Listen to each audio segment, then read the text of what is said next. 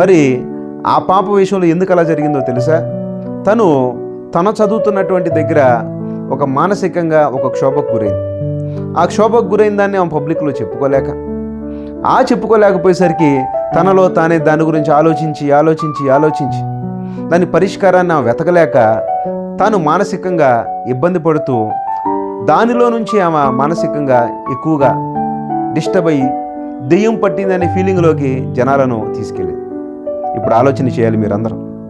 ఒక వ్యక్తి తను దెయ్యం పట్టింది, నెగిటివ్ ఎనర్జీ పట్టిందని చెప్పి జనాలు అంటున్నారంటే ముందుగా గుర్తుపెట్టుకోవాల్సింది ఏంటంటే వాళ్ళు మానసికంగా ఇబ్బంది పడుతున్నారు. ఎక్కడో ఏదో జరగలేని సంఘటన జరిగింది, ఎక్కడో ఏదో జరగలేని అవమానం జరిగింది, ఎక్కడో ఏదో అనుకున్నది సాధించలేదు, ఎక్కడో ఏదో వాళ్ళకి ఇష్టమైనటువంటి లైఫ్ లేదు. ఇలాంటి లైఫ్ లేని టైంలో వాళ్ళు మానసికంగా ఇబ్బందులు పడుతూ ఉంటారు. అనుకున్నది జరగని టైంలో ఇలాంటి ఇబ్బందులు, చాలా ఇబ్బందులు, ఏడ్చి బాధపడి ఓపెన్గా చెప్పుకునే వాళ్ళకైతే ఈ గోలంతా ఉండదు.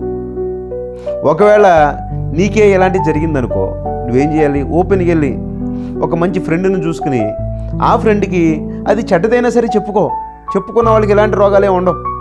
ఇదంతా ఎవరికి వస్తుందంటే చెప్పుకోలేక సైలెంట్గా ఉండిపోయి వాళ్ళల్లో వాళ్ళే మదన పడతారే, వాళ్ళల్లో ఇలాంటివి జరుగుతూ ఉంటాయి.